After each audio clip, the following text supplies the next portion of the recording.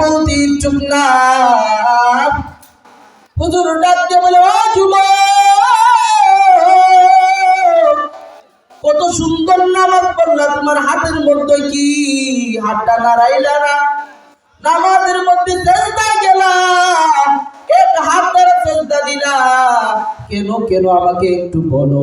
যুবকটা কান্দে আর বলে, হুজুর, আগুন লাগছে আসমানে, জমিনে পানি দিলে হবে না। হুজুর তার কথা শোনার পর কিছু চিন্তায় পড়ে গেলেন। যুবকটাকে হুজুর ডাক দিয়ে বলে, ও যুবক, একটু খুলাসা করে আমাকে বলো কি হয়েছে। যুবকটা কান্দার বলে, হুজুর, আমি আমার মার সঙ্গে খারাপ ব্যবহার করেছি। আমার মা আমাকে মায়া করতো।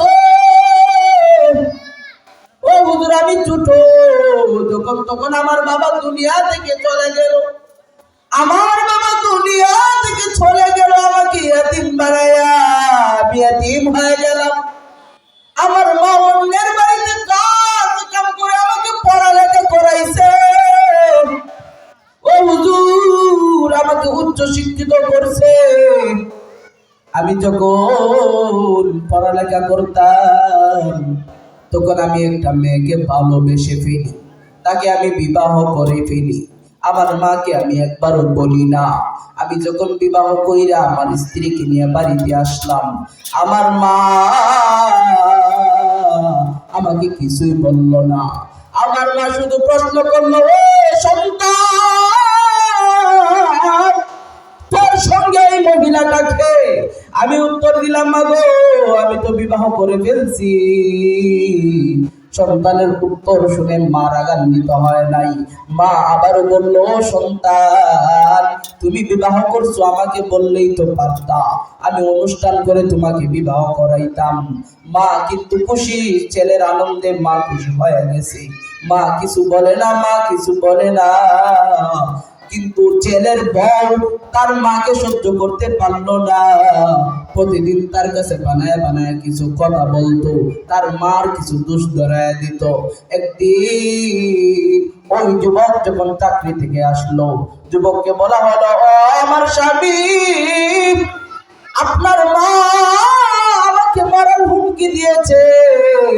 আপনি যখন বাড়ি থেকে চলে যাবেন তখন নাকি আমাকে মেরে ফেলবে, আমাকে মেরে ফেলবে। ও স্বামী, আমি এই বাড়িটা আর থাকবো না। যুবকটা ডাক দিয়া হুজুরকে বলে, আর কান্দে, হুজুর, আমার স্ত্রী যখন আমাকে এগুলো বললো, আমার মা নাকি স্ত্রীকে মেরে ফেলবে, আমি তখন আর সহ্য করতে পারলাম না। আমি তখন সহ্য করতে পারলাম না। আমি আমার মাকে গিয়ে বেদম মার শুরু করলাম। আমার মা কান্দে আর বলে, ও সন্তান, তোরে আমি এত ছোট থেকে বড় করলাম, এত আদর করে, তুই আমার মারতে পারলি, তুই আমার মারতে পারলি। ও হুজুর, আমার মা তখন আমার দুইটা বদয়া দিল। এক নাম্বার বদয়া, তুই আমার জানাজার নামাজ পড়তে পারবি না। দুই নাম্বার বদয়া দিল, আমার একটা হাত পচে যাবে। ও হুজুর, মা বদয়া দেওয়ার পরে কিছুদিন পরে মা দুনিয়া থেকে চলে যায়। ও হুজুর, আমি তখন ছিলাম আমার কাজে, অফিসের মধ্যে ব্যস্ত। হঠাৎ করে শুনলাম মা নাকি দুনিয়ার বিদায়, দুনিয়া থেকে বিদায় নিয়ে গেছেন। আমি তখন আসতে শুরু করলাম, কিন্তু একটা সমস্যার কারণে আমি সময় মতো আসতে পারি নাই। ওইদিকে আমার মার জানাজার নামাজ হয়ে যায়। ও হুজুর, তখন আমি বুঝতে পারলাম মা বদয়া দিয়েছে, লেগে গেছে। এক নম্বর বদয়া, জানাজার নামাজ পড়তে পারবি না। সত্যি সত্যি আমি পড়তে পারলাম না। দ্বিতীয় বদয়া লেগে যাবে, এটাও আমার মনের মধ্যে একটা ভয় ছিল।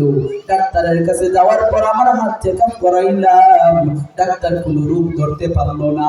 কিছুদিন পরে হাতের মধ্যে একটা বিস্ফোরণ হলো।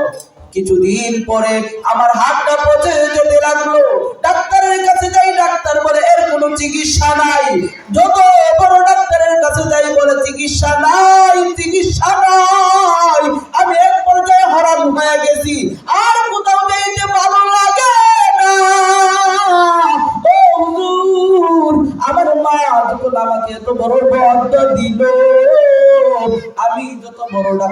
কাছে যাই, আমার মার বদয়া অনুযায়ী ডাক্তার বলে এর কোনো চিকিৎসা, উপর থেকে বদয়া লেগে গেছে হুজুর, এই জন্য আমার হাতটা পচে গেছে, এই হাত দ্বারা আমি আর কোনো কাজ করতে পারি না। এই জন্য এই হযরতের ভয়ের ঘটনা দ্বারা আমরা বুঝতে পারলাম যে মা যখন বদয়া দেয় সঙ্গে সঙ্গে মার বদয়া লেগে যায়। অনেকের মা দুনিয়ার মধ্যে নাই, বাবা দুনিয়ার মধ্যে নাই, একবারও মার কথা স্মরণ হয় না, বাবার কথা স্মরণ হয় না। এই যে শীতের মৌসুম, আমরা কত সুন্দর সুন্দর শীতের কাপড় পরতেছি, আমরা লেপ নিয়ে ঘুমাই, রাজাই নিয়ে ঘুমাই, কিন্তু ওই মা ওই বাবা কি অবস্থায় আছে? তাদেরকে কবরে রেখে আসছি, তারা কি কাপড় পাইতেছে? 3 টুকরা কাপড় দিয়ে রেখে আসছি মা আর বাবাকে।